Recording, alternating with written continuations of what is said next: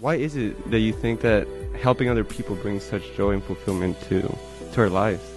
You know, I think it's interesting because when we think about helping other people, we think about the other so much, right? And it's interesting how we're all connected. And your first question was really speaks directly to this. So basically, we're all connected, and when we do good to other people, we're actually doing good to ourselves.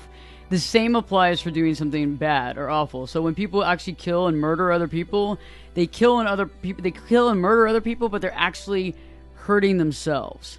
And it's hard to explain that. I mean, it's not like that person actually dies because they murder someone else, but it's like to kill somebody else is to basically rip like part of the soul away, I believe. Mm-hmm. And in dualistic, you know, if you're being a good person and doing what's right by people, it's like a cyclical thing. So like life is a cycle. It's not really that linear. I think we think about it in a linear term, but it's really like cyclical. So whatever comes back around, we seem to get. And I don't know. I just think it's so much easier to do good. It just feels right. It's like right when you start getting over the fact that I'm helping them and it's all about them, or I'm going out of my way. I like that. I'm going out of my way. Eventually it's no longer going out of your way. It's just part of your way. Right. I completely agree. And for us, we always think that happiness is some sort of luxury. And happiness is not a luxury. Happiness is a necessity, absolute necessity if you want to find your purpose. And once you find your purpose, you can see so much clearer the path that you're supposed to go through. That path will lead you to fulfillment. It's not going to be easy, but it's going to require hard work. And that hard work doesn't become hard work when you realize that it's for your purpose. So it is that cycle that you ultimately intertwines to eventually lead to happiness. And within that happiness, you're able to see so much clearer and realize what truth is really about. And it is back to that same concept which you started so deeply, love.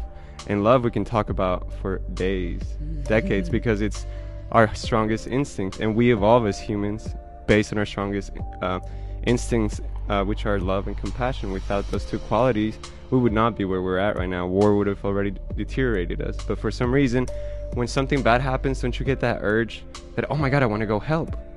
And when you do help, you get that sense of, wow, I feel fulfilled. That person didn't give me anything and I wasn't expecting anything in return. And that's when you realize that you're richer when you give rather than when you receive.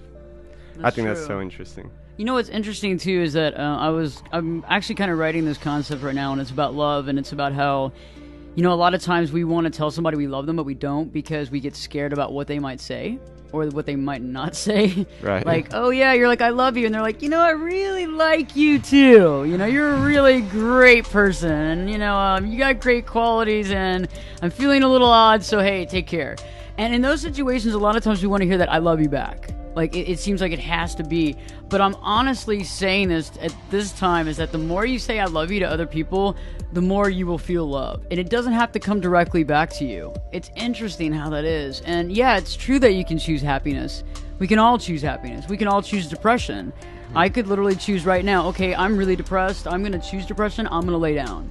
I'm going to go lay down and I'm going to close all the blinds because I don't want to deal with the sunlight and I don't want to deal with any of this. And I could actually put myself into a kind of semi-depression. Or I could sit there and do what I've talked about in my second and third book, and that is go into the bathroom, turn on the light, look in the mirror, and really smile.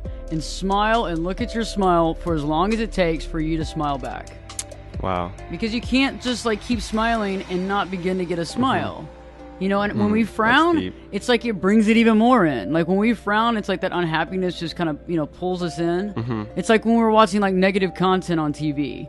And we're watching it, we're seeing all these people dying and disease and famine and feeling like we can't do anything about it. That brings on this fear. And that fear begins to like make you really unhappy because you don't seem like you have any power over it. And the best thing to do is to go where you do feel like you have power. And that's to be happy in your life and surround yourself by people that actually, you know, care.